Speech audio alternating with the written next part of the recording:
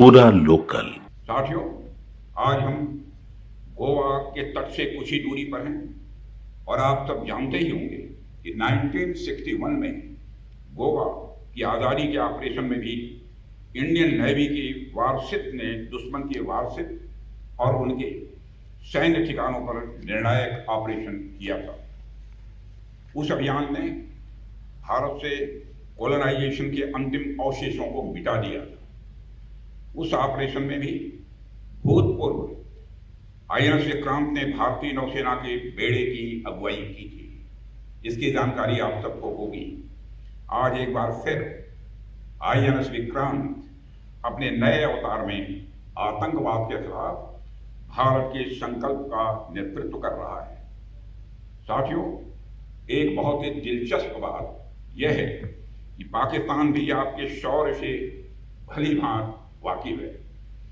पाकिस्तान को पता है जब भारतीय नौसेना पूरे जोश के साथ, पूरे जोर के साथ जब चलती है तो उसका अंजाम क्या होता है। 1971 इसका गवाह है कि जब इंडियन नेवी हरकत में आई थी वह 1 से 2 हो गया था। मैं पाकिस्तान की बात कर रहा हूँ। जब हमारी इंडियन नेवी हरकत में आई थी तो पाकिस्तान 1 से 2 हो गया था। अगर ऑपरेशन सिंदूर में भारतीय नौसेना अपनी फार्म में आई होती तो पाकिस्तान के 2 टुकड़े ही न होते, बल्कि मैं समझता हूं शायद 4 टुकड़े हो जाते।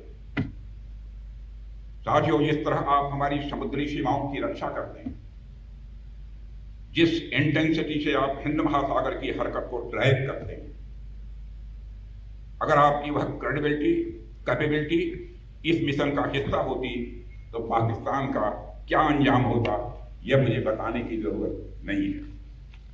एक तरह से कहें तो पाकिस्तान बहुत खुश नसीब है कि ऑपरेशन सिंदूर के दौरान हमारी नेवी ने अपने पराक्रम का जितना प्रदर्शन करना चाहिए था वह नहीं कर पाई।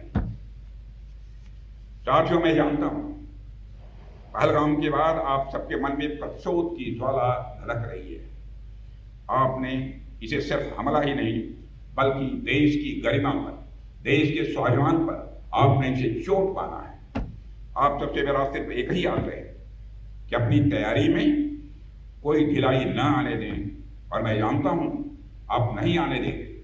हमारे माननीय प्रधानमंत्री जी ने पहले ही स्पष्ट कर दिया है कि भारत की धरती पर यदि कोई आतंकी हमला हुआ तो उसे हम एक्ट ऑफ वार मानेंगे और उसका बेहद करारा जवाब भी हम देंगे।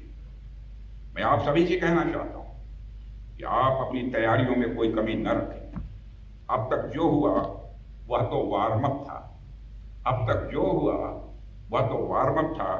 अगर पाकिस्तान से फिर यदि कोई जरूरत की तो इस बार नेवी भी हरकत में आएगी और फिर भगवान ही जानता है कि पाकिस्तान का क्या होगा।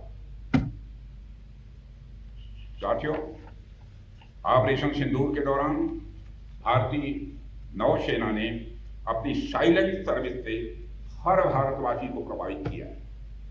खामोश रहकर भी भारतीय सेना ने पाकिस्तानी सेना को बांध कर रखने में कामयाबी हासिल की है।